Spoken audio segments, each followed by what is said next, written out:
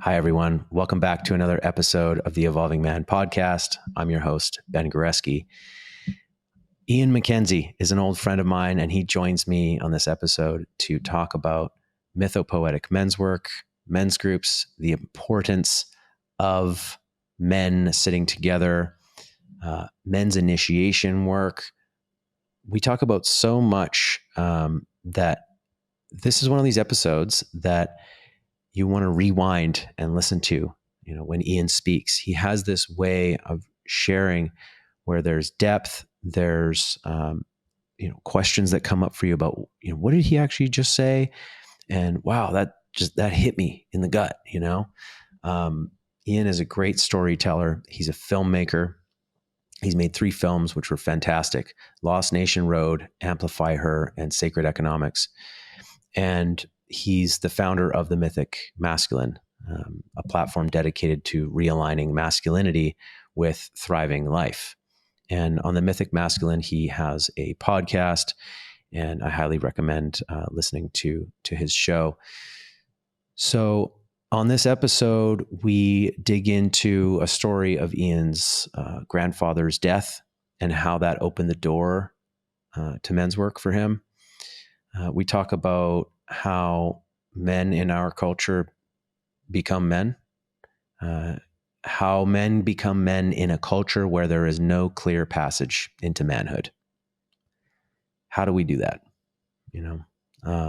We talk about the story of Iron John and about the wild man and how this very important story speaks to men today, in today's culture. And we dig into the difference between the hero in all of us and the king or queen inside all of us. So there's a lot of depth here, and we really are sort of scratching the surface of Ian's understanding of these things. So if you're moved by what's shared here and what Ian talks about, you can work with him by going to his website or sending him a DM. I'm sure a few of you will be inspired to do that. Ian is very knowledgeable, and he does great work. And we definitely dig into men's work as usual, as I love doing on this show. And we talk about his experience with men's work, and the impact it's had on him. So once again, if you want to work with Ian, you can go to his website or DM him. And if you want to join a brotherhood, never forget the Arca Brotherhood is open to all men. We have in-person groups and we have online groups, and I'll leave a link for that in the show notes. And as far as Evolving Man goes, I am running the Conscious Relationship Council, which is a live 12-week relationship training for men in March. And I have had many guys who have taken this training say that it's the most impactful thing they've ever done for their romantic relationships. So if you're interested in learning the tools that we have to share in the Conscious Relationship Council, you can go to my website or click the link in the show notes. Okay, folks, enjoy this episode with Ian MacKenzie. Ian MacKenzie of the Mythic Masculine. I am stoked to be sitting with you, and it's a long time coming, man. I'm happy to have an episode with you and to dig into mythopoetic masculinity today. You're the guy to talk to on this subject. So thanks for joining me for this conversation. Thanks for taking time. I'm glad it's working out so far. Yeah. So you and I are old friends. We've been in each other's orbit for around 10 years. We did Stephen Jenkinson's study school together almost 10 years ago. And at that time, you were a film creator, a writer, a big thinker. And we've since moved to different places. We started in Vancouver, but have still kind of orbited around each other. And since then, I started a podcast. You created more films, and started your own podcast, The Mythic Masculine, which has continued to rise. And so, yeah, I'm happy to sit and share some of your wisdom, share some of your ways of seeing the world with my listeners, because I think it's valuable. Well, thank you for the invitation. So, yeah, you are the mythic masculine guy. You are the guy who, in my opinion, understands myth and its importance, and how we can integrate that into our lives in one of the best ways. So, I went to a talk that you did a couple months ago on an introduction to mythopoetic masculinity. And that talk struck me. It was well organized, well described, and it helped me, a guy coming from a childhood where there was essentially no experience of these kinds of things. In a way, there was kind of a stale. I was growing up in a kind of stale environment, and here I am in men's work, in Arc of Brotherhood, where it's a brotherhood that has evolved out of this mythopoetic movement that really came up in the 80s and 90s, where some of the foundational pieces came from Robert Bly, and even further back, Joseph Campbell. So yeah, I would love to just dig in terms of what is mythopoetic? Where did that come from? Why is it important? And wherever you think is a good place to start. I know that this conversation is going to be so useful for men who are already in men's work, and men who are curious about men's work and curious about, like, how deep does it go? Like, is men's work just like accountability, structure, and like setting goals, or like ice baths too. Yeah. Or is there more to it? And so Okay, what is this? let's dive in. Well, I think it's worth stitching back to the times you mentioned when we first met, of course, through Stephen Jenkinson's Orphan Wisdom School. At that point, it was the West Coast gathering at Hollyhock, of course, on Cortez. And at that point, I was loosely tracking the possibility of a film around the work that Stephen was doing. And so I was there actually as a bit of a free agent student, if you recall, because I had already been to his farm, which is in Ontario. Right. And when the Hollyhock School happened, I said, maybe that'd be a good place to record, what he's up to there and see what might happen. And then, we met, and many others that, what an amazing contingent of folks that came together through that. Yeah. And at the time as well, I was already working on another film called Amplify Her, which was looking at really this question of the rise of the feminine, right? Because this is something that I had somewhat intuited, and many others around that time. It was probably around 2012 when I had an experience this one time at Burning Man, where I was inspired by a particular DJ who just really demonstrated some kind of something that I was so curious about. Like, it was, it felt different than the way that male DJs would perform and the way they moved energy and all this stuff. So I became intrigued. That woman also became my partner after that for a time. And it really, though, launched this inquiry, which connected with other female DJs and producers to try to bring forth what I then understood or started to understand as like an archetypal dimension to themselves as human beings, women, but also what they were in service to or what was living through them.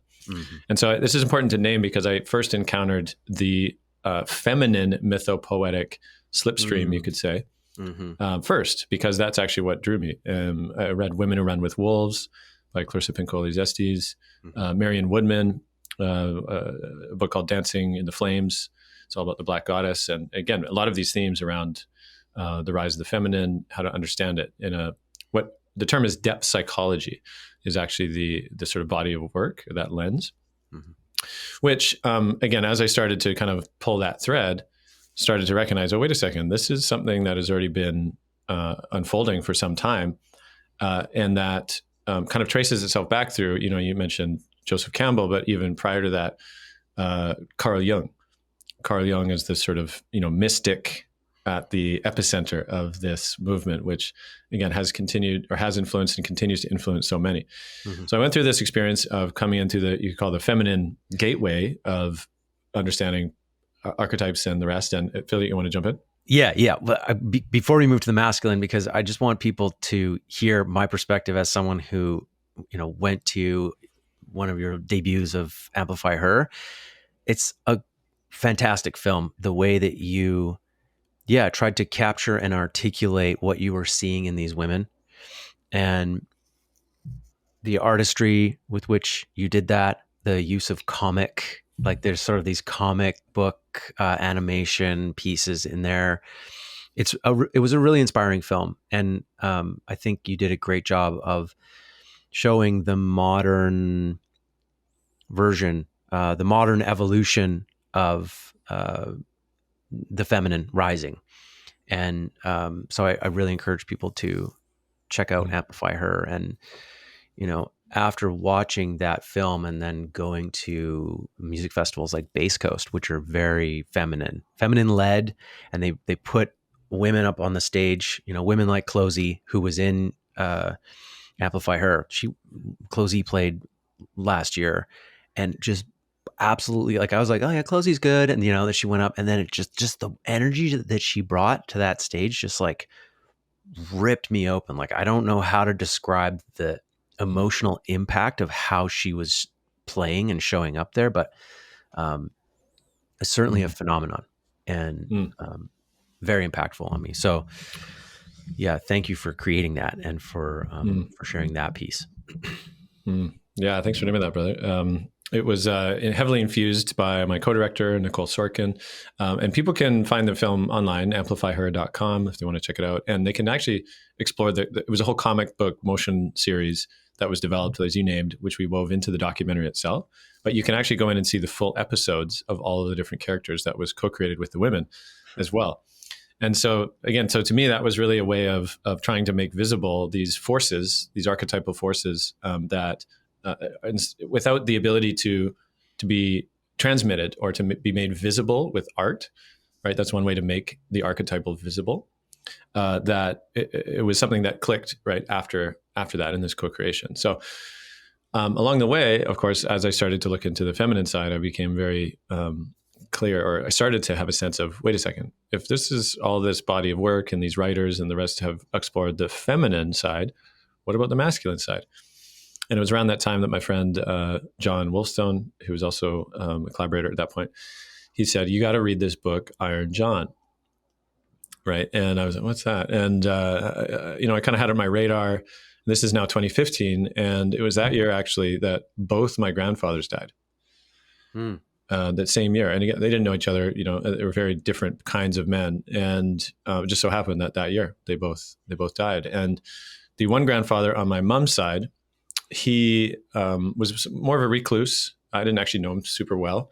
He was quite a seeker, actually. Like he was big in the religious kind of doctrine in the earlier days, and he left that to kind of find his way and ultimate truth and all the rest. And so he was somewhat distant. But when I got the call from his son, my uncle, that he was close to dying, I was in Salt Spring, living too at the time. And I had to make a choice. Like, wait a second, is this the moment that I jump on a ferry and a drive up to, it was Salmon Arm was the place where it was, a place in the interior of BC. And it was like, is this the moment? Is this, I have to get there. And so I did. I made the call, of course. Why wouldn't I do something like this? Even though so much of my other family wouldn't go, actually. He was that estranged from the relationships, including my mother. But I was like, no, I have to be there. So I jumped on a ferry and headed out, and he did die before I arose, or before I got there, which is unfortunate. But also, I was able to track a bit of the wake or the approach, and by all accounts from his friends that were there, I interviewed one of his close friends, and he said, he was ready for the next adventure. That seemed to be it, ultimately, and that's something to notice. Sort of authentically felt ready. ready for what may come. Now, the interesting thing is that as I was I came to the home, and my uncle was there. He's not much older than me, actually, because they had them quite later. He was a twin, so he's only about 6 years older than me. Actually, he's my uncle. Oh, but he was basically like, do you want to see what's in the back room as I got there, right? And the whole apartment, small place, 2 bedrooms, but it's all floor to ceiling books and journals, and just lots and lots of, not hoarding, right? Like not like that kind of thing, but just very meticulous researcher, right? And just books on metaphysics and sexuality and philosophy and all this kind of stuff. And then in the back room, my uncle, he's like, do you want to see what's in the back? And of course I was like, uh-oh, what does this mean? And we head to the back, and he's like, you ready? I'm like, okay. Yeah, we open the door. Floor to ceiling pornography. whoa. Yeah. Floor to ceiling pornography. And that's a whole story unto itself. Okay. And I won't spend too much time on that, because it's the thing I've wondered a lot about. And, I'm still unpacking. But I will say, in the midst of this collection, which seemed to span decades, right? As I started to explore, I'm like, whoa, this started in like the 70s. But in the midst of all this, and I suspect if there wasn't, in my memory, at least there was a shaft of light coming in through a window. I think it was like 1 o'clock in the morning, so it definitely wasn't that case. But it seems to me, in my memory, a shaft of light on a book sitting amidst all of this, right as I entered, which was Iron John. Which again, I'm still wondering how is that possible? And yet it was. And there was, the book was sitting there. I knew in some sense of, hey, this is, I'm supposed to read this, I guess. But then finding it there in the midst of all that felt pretty mythic. Yeah. Right? This is after John had pointed it out to you. Oh yeah. Oh, yeah. wow. But not long after. Long after. So basically I was like, wow, okay, Grandpa, I guess this is for me. And that point on, again, lots happened in terms of collecting his place and organizing it and things like that. But basically that was my entry to Iron John. And having read the book, again, I felt like many men who may have done this by now, and if you haven't, highly suggest you do. It became really a foundational experience for me of both the recognition that, oh, here was an older man, in this case, Robert Bly, who was able to, using myth, to illuminate my own internal landscape and experience as a man, right? Just to kind of read it and have that reflected back to me was profound, right? Because again, there's a sense of almost like nobody's experiencing what I'm experiencing, and it's just all personalized. And he's like, look, maybe you're here in the story, or maybe you're here, and here's how to understand where you may be in the story. And then the other place, of course, was like, oh, I'm not a snowflake that is unique amongst, everyone else. That actually there's these patterns and primordial thresholds and ways in which, collectively, that you can almost call it a kind of bequeathment of masculine mystery, right? In a sense that it can be learned, really, right? And that the capacity of to learn mature masculinity, right, can be learned, and it should be, and mentored and taught and all the rest, all that stuff, right, all of a sudden was just very clear to me. Yeah. And so I'll just say a little bit more on this, which is that I experienced that book. It really detonated me. And then I just realized, oh, wait a second. So this is now on the wake of something that happened before, right? That I started to pull the tether back and be like, wait a second, what is this mythopoetic men's movement? Who was Michael Meade and James Hillman? What was it that happened back in the early 90s? And, started hearing stories of legions of men gathering in gyms across the country and gathering together and drumming and all these wild tales. How am I just hearing about it around 35? Right. And that became the mystery that ultimately led to the Mythic Masculine podcast. But I'll pause there. Yeah. Wow. Touch points there in your story. Death as a kind of initiator, death as an initiation, something that I noticed that death is kind of a wake-up call a lot of the time if we're listening. And it's a different wake-up call for different people at different times. But I think if it's doing what it's supposed to do in our lives, there's a wake, as you mentioned, or a ripple that ripples through everyone who was touched by that person. And that ripple hits differently. But for you, there was this awakening that already wanted to occur around the masculine, and then, going to visit your grandfather's place really just like lit that flame. And this book, Iron John, being um, an important part of that, and I think when people first hear about this book, they think, and even they maybe just get the summary of like what the story is about. I've heard the summary of Iron John many times, but one of the important pieces for me about this book is that the myth of Iron John is much older than Robert Bly, the guy who's reading us the myth or telling the myth in the story in the book. But what he's doing with this myth is what like a old wise elder would do around a fire with a group of men. Mm-hmm. A guy who's accumulated all of these myths and then the deeper understandings underneath them is telling us the story, in this sort of sacred space and breaking it down for us. Like, okay, so this piece in the story, like this is what this means. This is practically like what is being referred to in this story. So it's not just a story about a boy who goes out into the forest and meets the wild man and goes through like a maturation alchemizing process. It's about men, and it's about you and me, and how we evolve, how we grow into the king for each of us. And there's lots of different touch points, around the importance of men to gather together and to go in together into the wound. There's all of this depth to that book, particularly not that story. I mean, there's plenty of depth to the story, but on top of that, Robert Bly's adding this additional context for us men, where, trust me, if you're a man and you go and you pick up this book at a store and you just open it to any page, just read 3 pages and tell me it didn't impact you. That's how Robert Bly was able to take that story and like really have it hit home for us as men. So yeah, I just want to reflect that, for people, like this book is it's definitely worth reading every year for a guy like me. Yeah. Well, I mean, I can mirror that too, that when you read it when you're 35 or when you're still married or not married, or when you have a kid or don't have a kid, and you read it at a different point, different things are going to be more relevant to you.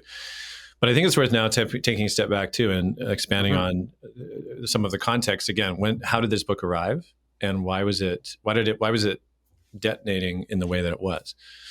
So I think it's worth saying that, like you even named early on, the modern West is generally a cultureless place, right? And the way you might understand, so what do you mean? We all have culture, we do this, we got Christmas, we do, but I think it's important, and this is drawing upon the work of Stephen Jenkinson as well, that he strongly advocates that real culture is an achievement, right? Real culture is an achievement, meaning that culture itself, true culture, you could say achieved culture, has a function. And the function, one understanding, is to continually remind a people how to be where they are in a good way, right? To continually remind them, because it's easy and very human to forget, right? How to be human in a good way to a place, like original instructions, right? What does it mean to properly belong somewhere? And what are the responsibilities that go along with belonging somewhere? Meaning, you don't wreck the joint, you don't exploit it, you don't enslave it, all this kind of stuff, right? It's how to live in deep reciprocity with place. So that, by that measure, understanding culture. So how do you do that in the sense of how does culture do that? One deep way is it understands that human beings are not born, human beings are made. Right? Again, this could be a foreign understanding to someone who's, what do you mean? You're born, you're human already, aren't you? Well, to an achieved culture, they understand that you can exist as a biped or whatever it is, right? 2 feet, two hands. You can resemble humanness, but that true humanness is also an achievement, meaning that your consciousness is one way to say it, if you want to talk psychologically, needs to be properly stewarded and matured in very particular ways so that you are able to be in service to the people and to the place. Right. And if we don't have those things anymore, which colonization has decimated so much of these cultural ways, and likely maybe a lot of the people listening to this, including my people, come from places that were decimated by colonization a long time ago. And we're living still in the wake of that. And we are also the main purveyors of that very thing, right? Mm-hmm. That we displace people, including, of course, displace Turtle Island. And so what does that look like, though, for example, to a man, right? Or to a boy, to a man, is that sophisticated, achieved cultures have very particular ways of stewarding and initiating young men into adulthood, mm-hmm. because they understand. Michael Meade, right, has this great quote. I don't think he came up with it, but it's maybe an African proverb of some kind. But he says, "If you do not initiate the young men, they'll burn down the village to feel the warmth." Mm-hmm. Right? You've probably heard that. And there's something to be said around that. We see a lot of masculinity causing a lot of damage and mayhem, right, across the planet, in their relationships, to their kids, to the place, wars. Yeah. And so it's not necessarily that there's a fundamental flaw in men and masculinity, right? Like masculinity is not inherently toxic, but in the absence of these cultural ways of proper tempering, mentorship, stewardship, that's all there is, right? It's essentially adolescence masquerading as a non-adulthood. And so with that understanding, this book arrives in essentially like a cultural desert that many men longed for, but didn't, had no experience of.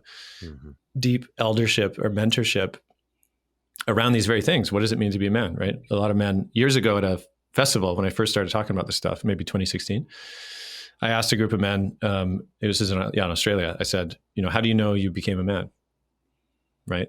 And so many of the men were like, I had a beer with my dad. Mm-hmm. Right. Or I drove a car, I guess. Another one to say, I had sex for the first time with a woman.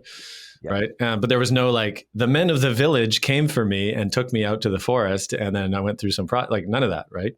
And mm-hmm. that not even on their minds. I mean, certain groups, right, that's starting to be resuscitated, thankfully. But basically, there was no shared understanding about what it even meant to be a man. Mm-hmm. And so, but a lot of men long for that, right? But they just don't even know that that's what they're longing for. So this book arrives, and here's Bly. He pulls out a story from the Grimm's fairy tale collection, initially collected in early 1800s. Initially, I've gone back and read the initial story. It's called The Wild Man. And it basically, it has these similar ingredients. I think he ended up adapting a later version because the Grimm's brothers embellished a bit, as their versions went on. So there's more elements added to the story. But essentially, he saw it as a story of initiation in the journey of a man from adolescent to adulthood, and then was able to illuminate all of these dimensions by being in service to the story, right? And putting it in a way that could be shared and ignite men suddenly. With that deep longing was suddenly met, right? The possibility of gathering in such a way, going through a process of initiation of some kind. And so the last thing I'll say about culture. So again, if you think about all these things, literacy is a fairly recent phenomenon, right? In the history of humanity. Literacy meaning the ability to write things down. And so of course, prior to that, most culture, I guess all culture prior to that, was oral history, only transmitted through oral information, let's say. So if you wonder about what's the most effective way to transmit knowledge in ways that people can remember, and not just remember, but live and tell around the fire and create ritual around and all these things, it's story, right? It's myth. Myth is the most effective way of transmitting knowledge over time in an oral culture. And so it's no wonder that these stories encode all of these ways of understanding, again, deep reciprocity with place, initiation, all these understandings pass through this seed carrier of story. Mm-hmm. I'll just pause there for a moment. Yeah, I mean, there's a piece there that that resonates around just the proliferation of the Marvel movies recently. I think they resonate for people at some level. I don't necessarily think they do a good job of connecting people back to uh, what's important in terms of like a takeaway from mythic culture, but it's like what we've got left, and this piece that you shared about men and their knowing that they've become a man, and these answers being kind of let's say Personal. yeah, but also kind of like superficial, Mm-hmm. like because when you dig further with guys about like but did you really feel like a man, and most guys will say like, no, I didn't actually, and I just told my buddies that I had sex, or I just felt a sense of satisfaction of like I'd achieved something because I was drinking a beer with my dad, but is more of a mental marker than an actual felt sense of being a part of something. And that speaks to this lack of depth in our culture, the ways that we've lost our depth. Everything's become commodified. There's a lack of reciprocity. Everything's sort of become superficial, and we just kind of like go through the motions. And as humans who have not had to do that, throughout our evolution, where there has been depth and a real connection to nature and to life itself, to initiation, we're hungry. We're so hungry for that. And, there is this desire in the masculine to feel the burn, to feel the pain that life can offer, and there's something in there about how men will burn the village down just to feel the fire if they're not sort of shown the way.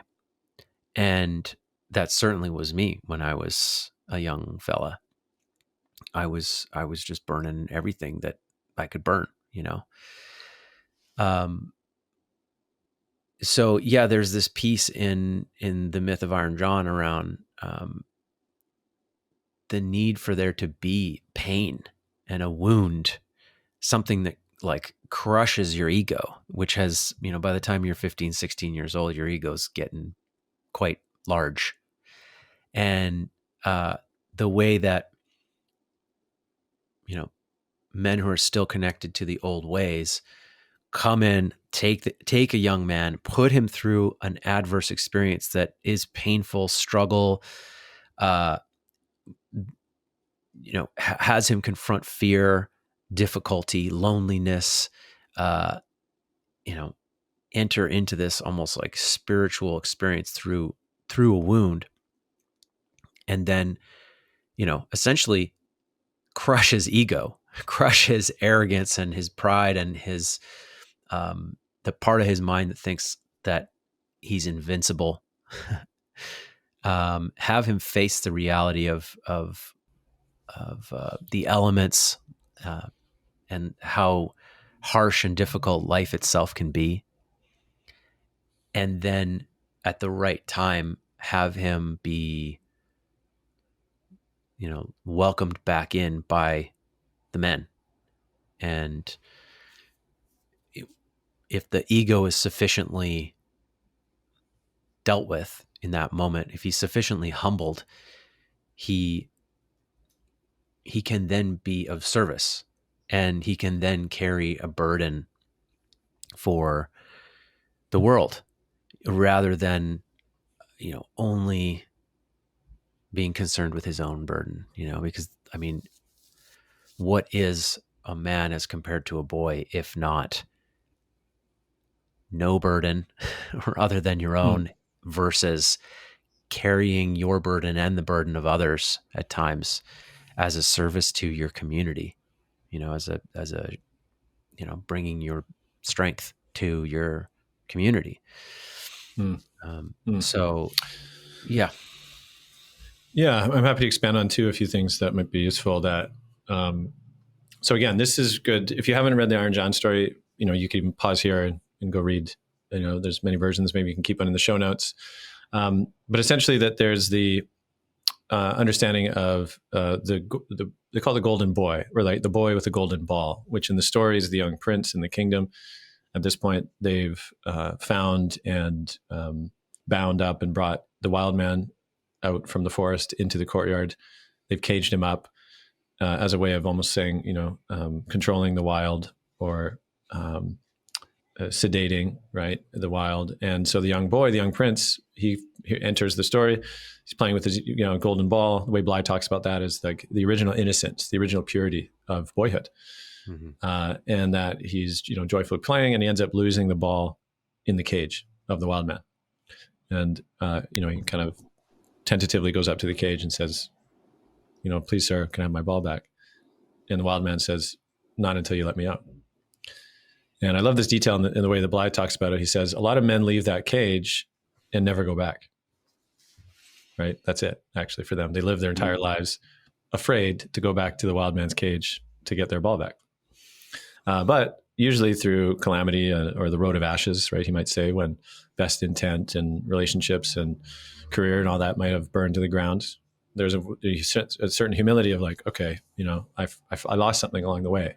And many men may feel that. Like, I feel like I lost something, where's my aliveness that I used to have when I was younger? And so maybe they're willing to go back to the cage at that point, and they say, okay, I'd love my ball back, sir, wild man. And he says, well, you got to let me out. And maybe then a man has the courage to say, okay, but I can't. I don't have the key. And in the story, the wild man says, the key is under your mother's pillow. It's under the queen's pillow. Now that's a whole motif that there's a great rendition of the story that Martin Shaw, the great storyteller, and Daniel Deardorff, the late Daniel Deardorff, who are both like mythopoetic titans. They do a telling of Iron John at the Minnesota Men's Conference, which was in the 25th anniversary. I just attended the men's conference in Minnesota. The 40th anniversary just happened a few months ago. This conference was started by Bly, and very much like the mythopoetic soil of actually this whole movement is there in Minnesota.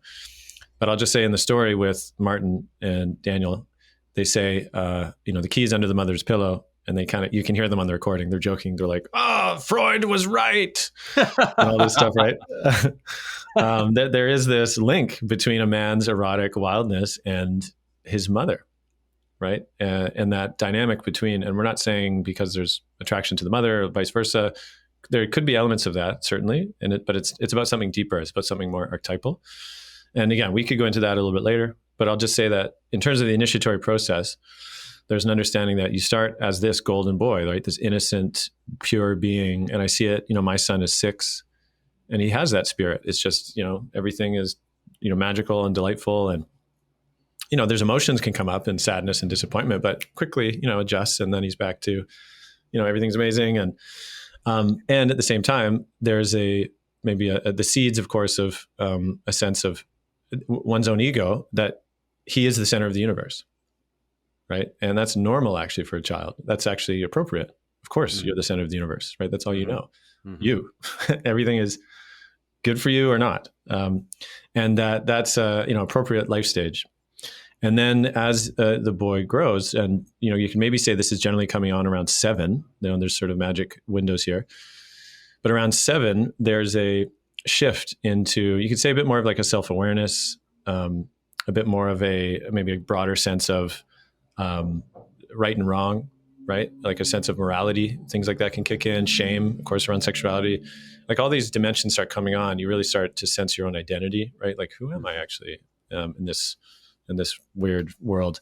And that also coincides, I believe, with the onset of the heroic consciousness, right? And it's no surprise, though, that we look out and we see Marvel movies, galore, which seem to reiterate, again, a kind of a heroic pattern. And what do we typically understand heroism to be, right? Which is the willingness for a singular actor, unless we're talking about the Avengers, right? Then you get a bunch of the singular actors together, single heroes, triumph over some kind of adversity, right? Triumph over evil often, to sort of win the day or win fame, and, live to fight another day, something like that. Yeah. But there's a certain like romanticized simplicity about that, isn't there? Yeah. Right. Of course, even the idea that there's such a thing as clear and innate evil. Yeah. It's very simple. It's like, oh, good guys, Right. bad guys, right? Just good guys need to just kill the bad guys. Yeah. And there's something and that's a very adolescent understanding of morality or ethics, or even the paradoxical nature of life itself, right? And society and the rest. And that there's something, again, it's like simple in a way that it kind of has to be as you come on to this understanding, right? Like I had a teacher, I had an encounter with a teacher years ago in class where we were talking about history. It was Nazi Germany, right? And we were talking about the Allies and the Nazis and stuff. And I put up my hand at one point and I said something like, isn't it interesting that the good guys always win? Right. But I didn't say it in a self-aware way. Like I was like, yeah, well, that's interesting. I was more like, but don't the good guys always win? See, isn't it obvious? Right. And my teacher, bless him, said, everyone thinks they're the good guys. Yeah. Right. Everyone thinks they're the good guys. And so to me, all of a sudden, that sense that I could split the world into, well, there's good guys, bad guys, like started to scramble. Right. And I was like, oh, what? Yeah.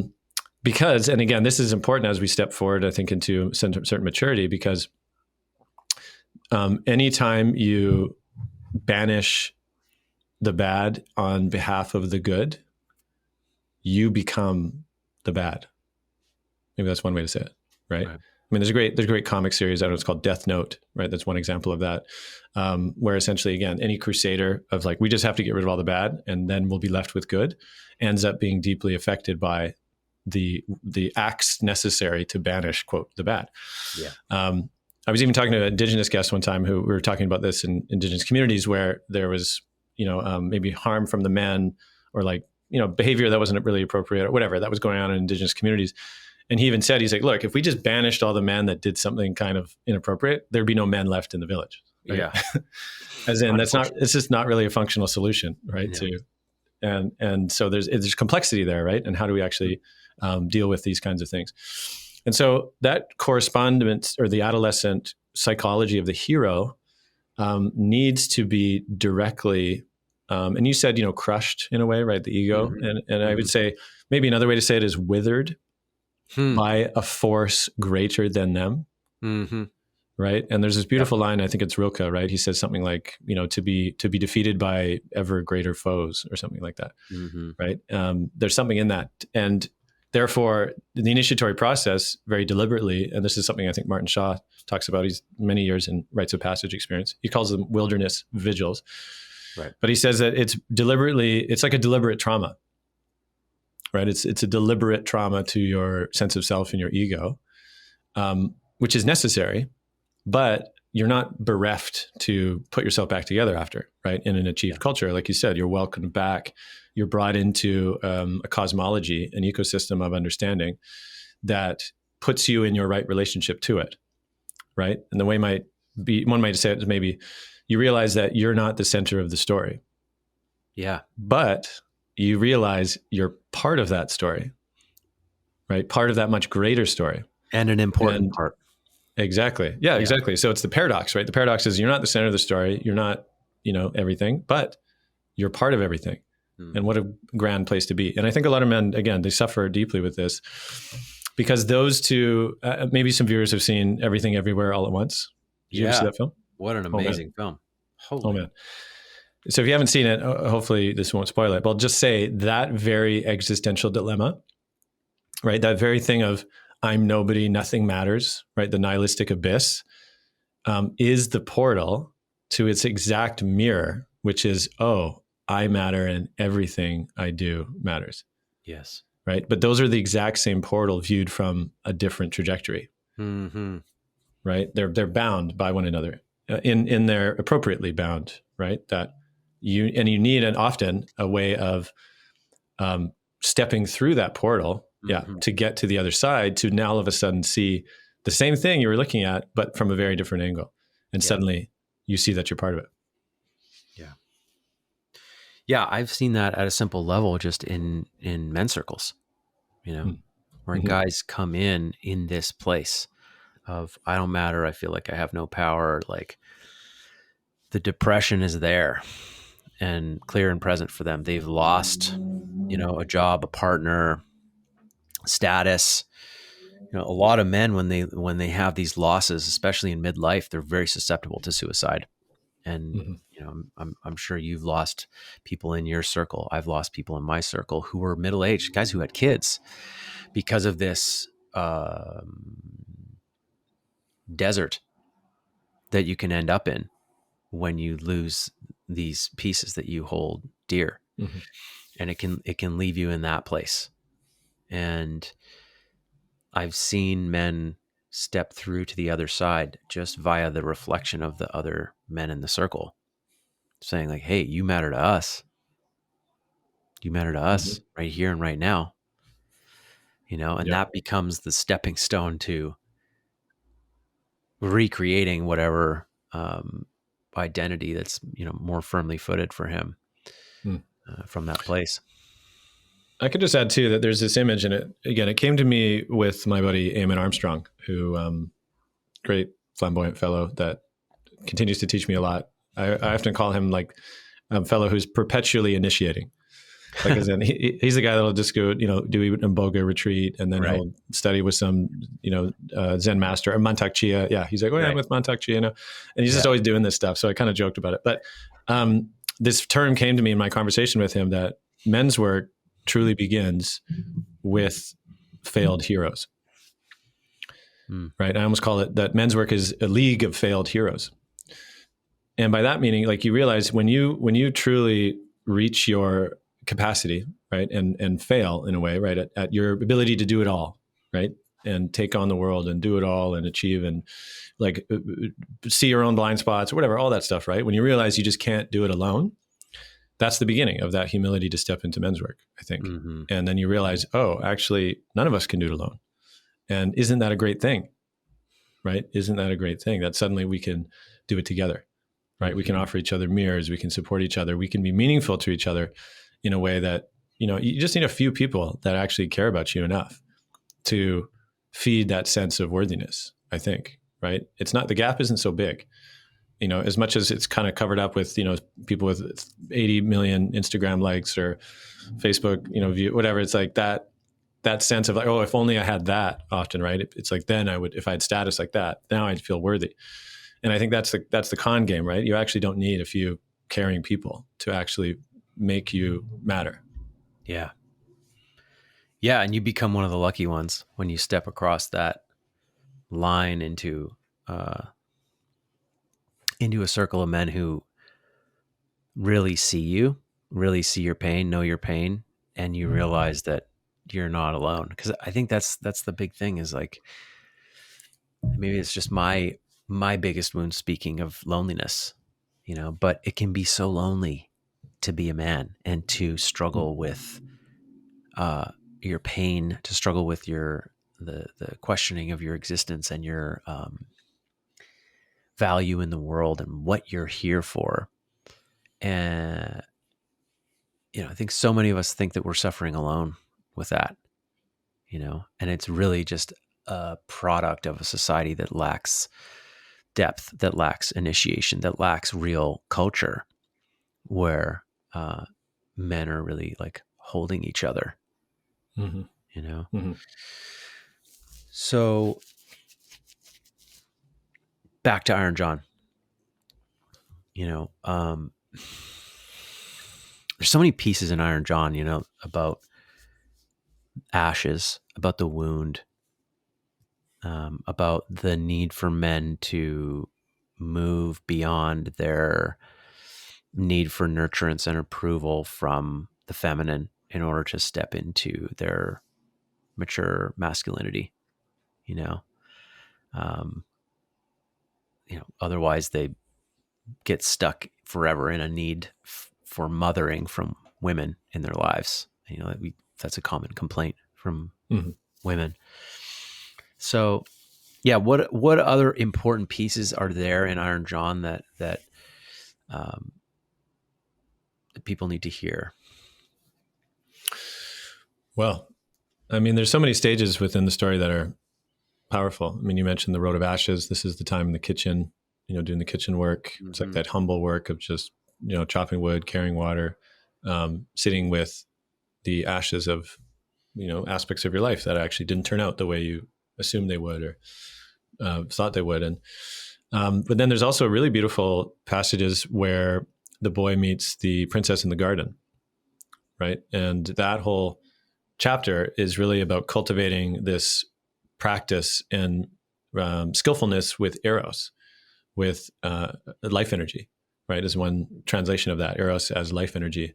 And that means that's beyond, tantra techniques and, sexual bravado. Actually, it's more the skillfulness of, like Martin Shaw calls it, appreciative consciousness, right? To be able to recognize and make beauty, to speak eloquently, to love and write poetry, or like just language as a whole, right? To dress well in the sense of that you become the way that you dress and raises up, right? Even enlivens you and others, right? It's not about looking good out of status. It's actually about treating yourself with respect, and that also elevates others. So all of these qualities, right, that a lot of men lack, because there's this kind of hiding behind often a kind of, slacking, unkempt, right? Or kind of, because I don't put on a suit, right? I don't do the suit thing, the kind of corporate suit. So I'm going to do the opposite, which is, look like a slob or something. Yeah, slob. But, yeah. But there's a lot of ways you can bring that sense of, care and self-care and beauty making, right, to yourself and to your world. And so that you become a carrier of beauty. Right. And that's so important, I think. There's this one teacher I had on my podcast, Andreas. He's phenomenal.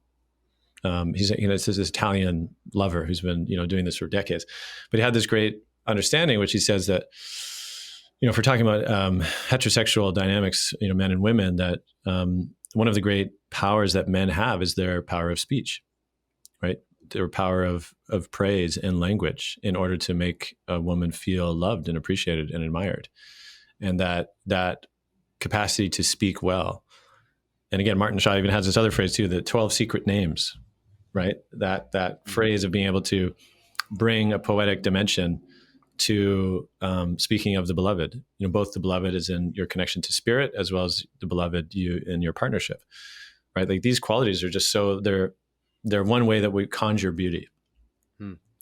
And so that also needs to be tempered often and mentored and trained. And it's not something that guys just, come out of the gate with. And that older men who have done these kinds of things and this kind of work is so powerful. I mean, I think you spend a lot of time teaching relationships, right? Relationship skills that men are required to have, really, to have a functional, meaningful relationship, empathy, emotional intelligence, like all these kind of things, which are not obvious at all, right? In fact, they're suppressed in our culture. Actually, these skills are suppressed and dismissed and not held in high regard. So again, this whole chapter of the boy in the garden, to me, is deeply around this process in a man's life. And again, last thing on this, Bly says, great passage in the book saying, if a man feels sort of spellbound or enthralled by a beautiful face across the room, he's like, that's the signal that it's time to do soul work. Right? He should actually, he shouldn't go over to her and invite her for a one night stand. He should head up to the wilderness, right? And contemplate and read books on it and write poetry and like do soul work before he's suddenly turns his attraction into something he can consume. Right. So again, even that as a recognition and skillfulness is mature around these big energies. Yeah. There's like this prompting to men to go into themselves, early on, to like go deep into themselves, do your inner work,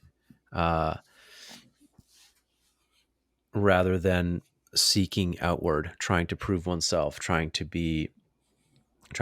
adhere to the superficial guidelines of society. And rather than finding the lover out there to solve your problems or give you the thing that you've always needed, like find the lover within first and develop a relationship to that. And from there, you can then engage with the world from a more like whole integrated place. This is like my wife's book, instead of seeking the one out there to solve what you want solved in your life, like become the one first. And that very much is this story of Iron John is like the story of a boy becoming the one for himself. And then he shows up in a way where like the story works, the world works for him from that place. Yeah, I mean, I might add a dimension too that this is something, again, I spend a lot of time on in some of the other materials I put out, but that one of the main patterns that men have in this culture is that they lacking access to what I would call the feminine wellspring. Mm-hmm. You might say the inner feminine wellspring. Mm-hmm. Then they will constantly seek it outside of themselves, right? And it looks like, for example, I mean, in many ways, archetypal is like Harvey Weinstein, right? Being a predating on women, in this case, in the movie industry and the rest, and in kind of consuming them and discarding them. And that impulse comes from, again, that hungry ghost mentality comes from this lack of a wellspring within oneself, within a man himself. And so without that access, and again, it sometimes is mistranslated in a lot of ways, especially with like the manosphere or the alt-right movement being like, they want to feminize us men. They want us to be women. Like, we want to be men. And there's this kind of a total dismissal of the emotional landscape, the inner emotional landscape of men. Yeah. And also how that can provide access to, again, what I call the feminine wellspring. As an important point, like a connection to source, right? A connection to, you call it the goddess or whatever you want to call it. But without that, again, a man will always be seeking it outside of themselves. And so part of the maturation process is being able to tap that and to gain access to those realms. Again, the emotional landscape, the sensitivity. And then from there, you can engage with others, or let's say women, even from a more centered place, right? It's not coming from this sense of lack or predation on women, because otherwise they just become objects, right? They just become things to consume the whole within you. So that's a key part of the, developing that inner resource, I'd say. But then there's a great additional chapter in the story where he talks about the progression of the armor in the red, the white, and the black, which is in this story, he's already won a war on behalf of the king. And there's this great tournament, and they're trying to figure out, who's this guy, this mysterious soldier that just showed up and saved the day. And so the way that Bly talks about these progression of these colors, the red, the white, and the black, is also, I think, very instructive for men, because what it speaks to is almost these thresholds of, again, access. And he says the red armor in this context is like access to passion, right? Fiery, passionate, again, that raw primal energy. Like, this is a realm that men absolutely need to have a relationship to. And oftentimes this can happen in like younger years, right? Even like, my son, he's 6, like I said, I mean, he's pretty raw and primal a lot of the time. Yeah. But even in teenage years, right, men can have access to that, whether through sports or other things. There's a positive nature of that. In its negative side, right, it can be this kind of like rebellious, fuck you, do what I want, that kind of thing. And it's often where it can seem to an uninitiated woman, that can seem very attractive, right? It's that kind of the classic good boy, bad boy, right? The bad boy is kind of like, ooh, look at him, does what the fuck he wants. Yeah, and at least he's got energy, right? That can be the thing about a bad boy versus a nice guy. The nice guys can be kind of meek and have suppressed energy that's held back and not fully expressed. It's not exciting. It's not attractive. Yeah, so a bad boy might, cause problems and hurt you, but there's energy there, and that's attractive. Yeah, exactly. So the access to the passion and that kind of raw ferocity is very important for men, and to cultivate that and continually cultivate that. But in the progression, there's the white knight, which again is a little more of that, like the hero, right? The positive side of the good boy, right? The one that does what is right, the one that adheres to the rules and order and structure, and is in service to the good, right? Again, those are very noble qualities, but in its negative side, it can be one that, over follows the rules and suppresses the energy and, only does what is right. And it's the classic characters in the film Superbad, right? Are kind of like that. Kind of the main fellow, he's kind of the nerdy Michael Cera, right? He's kind of that nerdy, like, oh, don't do anything, we shouldn't. And then Jonah Hill is this like, whatever, let's do it, right? These kind of two characters are battling it out. I'm not sure who McLovin is in this scenario, but he's the wild card trickster. Yeah. But so that's important, that the good aspects of the white armor. Now the third, though, is the black armor, which again is very beautiful the way that Bly articulates this. But he speaks of it more in the sense of it's the one that can hold paradox, right? Again, this sense that this idea of everything, is clearly discernible between right and wrong, right? That side is matured into, well, it depends, right? I think becomes the answer. Well, it depends. It's not either. And they know when, for example, it is important to deploy like ferocity or primal force or whatever it is to that when it's required, but they don't overly rely on it. Instead of, maybe diplomacy is the thing within a situation. Maybe it's keeping the peace. Maybe it's this great phrase says, to stay one's hand actually, rather than get involved. Like this kind of ability to navigate complexity and nuance as part of a mature quality of a man in the Black, right? And also he says dark humor is actually part of In the Black, which I kind of love that. And again, dark humor, not in the sense of like macabre or, disrespectful or something, but something like when humor can be really in service to upending, things that are too constricting or to like George Carlin, might come to mind as one who, right, has this deep quality of really humor in service towards upending oppression and things like that. So these three, and this chapter too, is a beautiful rendition, right, of qualities that, again, a lot of men might have heard of King, Warrior, Magician, Lover, of course, which we haven't touched on. Those also are very key archetypal lenses in which to bring to man's experience. That came out through, of course, Douglas Gillette and Robert Moore, really alongside the similar slipstream of the mythopoetic scene, in parallel to what Bly was doing. But I like this Red, the White, and the Black Armor as well, with the story of Iron John, to also give kind of illuminate these different realms in which a man can cultivate relationship with. Mm-hmm.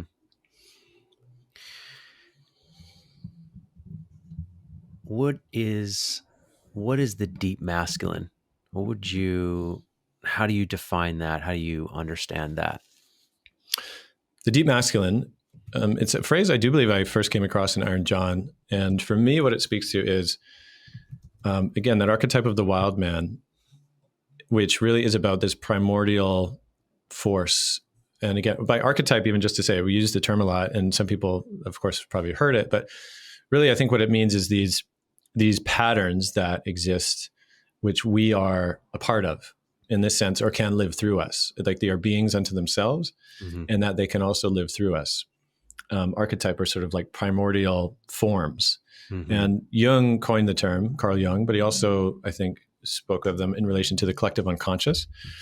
The collective unconscious is, again, something that our like smaller ego selves participate in, or like in the wash of, largely unawares though, right? But when we call upon these archetypes in order to explain and understand the world, things begin to make more sense in certain ways, right? We could say, you could call Donald Trump, a low-key trickster, come to upend the order that has gotten too constricting, for example. Or you might call him, something wicked this way comes, or, some kind of the tyrant king. Yeah, exactly. The tyrant king, or like, but as soon as you do that, right, we invoke these, then we can start to see, what forces are at work here, and what are patterns we've seen before, right, and that have existed pre-human, that are living through us and will exist long after in different ways.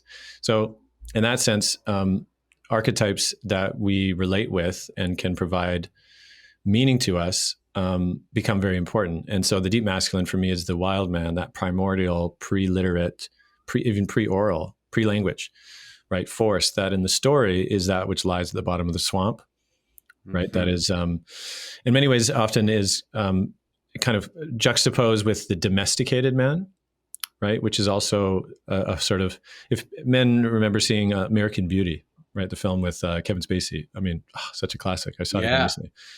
Right. And Kevin Spacey's character, Lester Burnham, in that film, perfect example, right? The domesticated man, right? He's just doing his job, masturbates in the shower is the high point of his day. His wife sort of treats him like a carpet. That's the archetype of that fellow. And so he makes contact in that film, on the one hand, through this encounter of at least his projection of the goddess, right? The high school friend of his daughter, who kind of awakens something in him, right? Sparks his own internal furnace, really. And in the early part of the film, of course, he kind of locates it on her, rather than turns it to himself, which he does eventually. But that spark, that rise of Eros, ends up actually allowing him to begin to, take more control of his life again and to get back into physical practice. He's pumping weights. He's just feeling more alive. He's smoking weed. I mean, very much so he kind of turns adolescent again, right? Yeah. But in many ways that could be seen as a stage of like proper regression to then properly approach maturation. Right. Right. Yeah.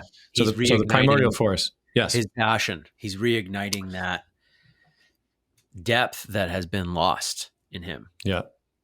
And again, imagine that, from that place, even though in this case he was a middle-aged man. By the way, when I watched that film again, he's 42 in that film. Right. I'm 43 now. So I'll just say that's shocked me a bit. Because at the time, of course, he was like, oh man, look at this old guy. Yeah. Right. But essentially he makes contact with that force. But imagine he then stepped into men's work. Right. Imagine he was suddenly held in a group of other men also maturing with eldership, who knew how to temper this energy, who knew how to direct it in a meaningful way. Again, not just in service to self, although that can be an important stage as an adolescent. Right. And so for me, the deep masculine is that juxtaposing attractor, that polarity to draw from this kind of undomestic force that can provide us with that kind of reawakening. I mean, Trevor Boehm, Man Uncivilized, this is his whole thing, right? Is like domestic men, modern men are asleep, we're asleep. And so many times guys come into men's work just not exactly sure what it is, but they're kind of hungry. And then they get the feedback from other guys like, dude, you're asleep at the wheel in your life. Like, I don't feel your passion. Like, where are you? I don't feel you in the room. Or like a guy shares about what he's doing in his life and the men get upset. Like, dude, you're giving it all away right now. You're like, what do you want? What are you excited about? Like, and then that becomes some of the stuff that the group has him cutting out of his life. Okay, no, cut that. Start working out. Start going to ecstatic dance. Start hunting again. Like whatever things that guy has lost that carried his passion, all those things that he just sort of put off to the side for his, adult responsibilities that then drained his passion. This is, so common. And American Beauty is this story. That is the story of modern men in so many ways. And I love this piece about reconnecting to passion because that's where the energy is. It's so important for men. And I think there's a part of us that thinks that we have to give that away in order to be adults. But it is this kind of wellspring of energy inside of us that, we have to stay connected to. That's the thing that makes us attractive. That's the thing that keeps us, feeling vital and connected in this world. So, coming back to that place is so important. And we need each other for that, right? Like we need each other to point it out and ignite that flame in one another. Yeah. And I'll just say this too, that, and maybe this could be part of the, winding our way to close, that there's something that men can provide that women can't and shouldn't. Just as there's things that women can provide, which is important and, is not necessarily the same. And part of that for men, I think, is that, again, a bit more of like clean mirrors, right? The capacity to more cleanly mirror because it's not bound up in the, interpersonal dynamics and, you should be my mom or, you're supposed to be her dad or whatever those dynamics that can come up with men, they can provide a little more clear feedback. And also in a healthy masculine culture, what out in a competitive society can bring up feelings of envy or jealousy or competition. For example, like seeing a man, who's got a great workout, discipline and is like really fit. In a competitive world, you might be like, oh man, that guy, and you start all this status stuff and comparisons. Yeah. But in a healthy men's culture, you might be like, oh man, I'm inspired by you. I'm going to get inspired to do that as well.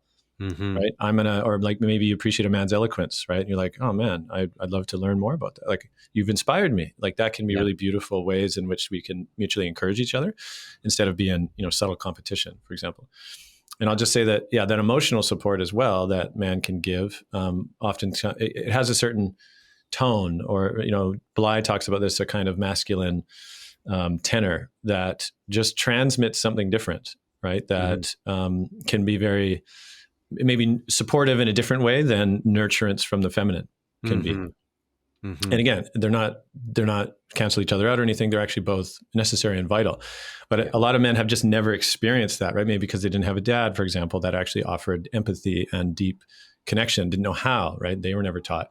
And so men grow up, right? Yeah, it's like women and emotional support, or it's like that's the only possibility, right? It's just, they've never even considered it otherwise because they don't have the tools or the space to feel that from men. And for a lot of men who eventually experience it, it can be a revelation, right? It can be like, oh, wow, what? I can receive support like this from other men and it feels this good. Yeah. Right? Yeah. Like men have this ability, if they can learn the language of the heart and how to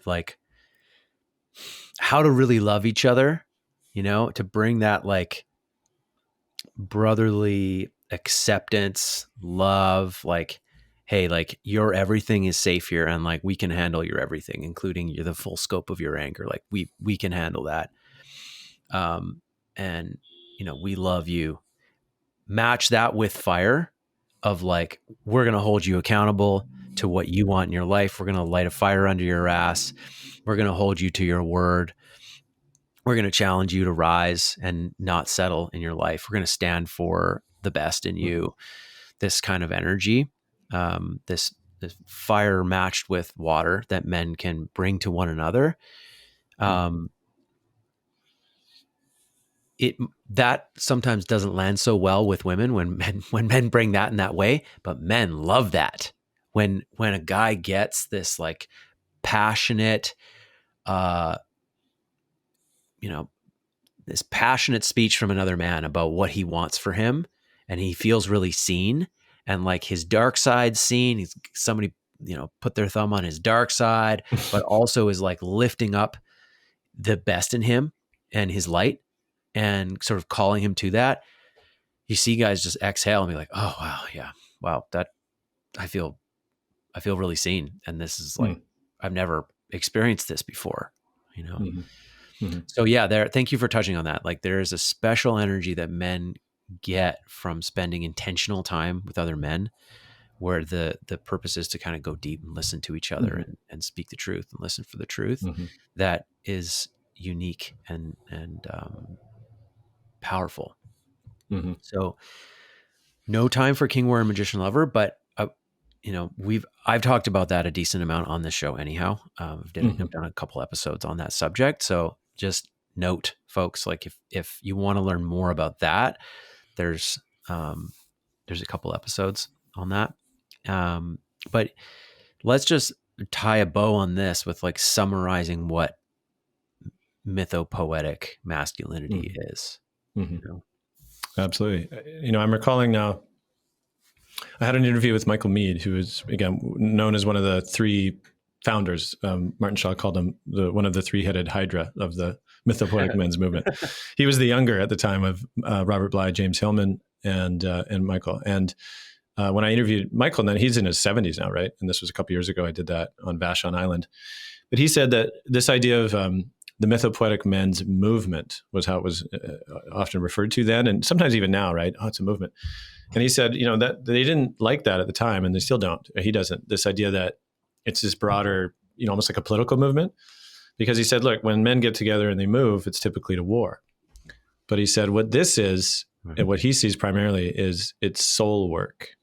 It's the soul work of men. And so the mythopoetic tradition is deeply about utilizing beauty, often through poetry, mythology, story, fairy tales, gathering together, kind of wrangling these big things amongst each other. Ritual is always a big piece of it. And in a sense, it's re-stitching together a men's culture, right? Again, if we go back to that theme of, so many of us grew up in a sort of culturalist time. And so men's work within this tradition is all about how do we gather in such a way that we are in service to each other and to life. And I'll say what I saw when I was at the 40th anniversary of this Minnesota men's gathering a few months ago. And again, some of these guys had been there since the beginning, right? Decades with each other. Bly now, of course, he died a few years ago I think he was in his late 80s. But what I saw with the men there and what they'd stewarded together, again, in a humble way, because again, there was a heyday, certainly, lasted about 2 decades when Bly released the book, and big name Martin Prechtel and Malidoma Somé, and all these guys came through, and it was a big deal, right? At the time, it felt like all-star roster, right? And now it feels like there's a quieter chapter where men are like the behind the work men are really still doing the work, right? And it's not about big personalities necessarily, but just the deep willingness to keep showing up.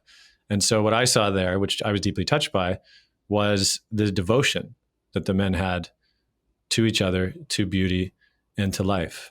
And that was something that'll stay with me, that it's possible for men to love each other and to love life in this way. Mm-hmm. Beautiful, man. Yeah. Sometimes when I'm telling guys about Arca and about men's work, sometimes people ask, like, is this a religious group? Because you're pointing to some threads here that make me wonder, and obviously I tell them it's not religious, but that it is spiritual in nature, and that we don't use that word very much in our groups, but that the work that we're doing is spiritual in the sense of connecting deeply to yourself, connecting deeply to other people, to all of humanity through that work, and to nature, to going deep inside. And for men who are disillusioned with the superficiality and the lack of depth and lack of meaning that modern life can bring so commonly, this work is deeply nourishing. Yeah. So, I mean, I can see that the bug has bitten you, and that it has nourished you. This has nourished you, this work, and it has for me. So thank you, man, for coming in and sharing pieces of this. There, speaking of eloquence, there's many times during this interview where I was just like, oh yeah, he's saying this so much better than I could say it. The way that he's articulating so many of these things, like, this is just fucking awesome.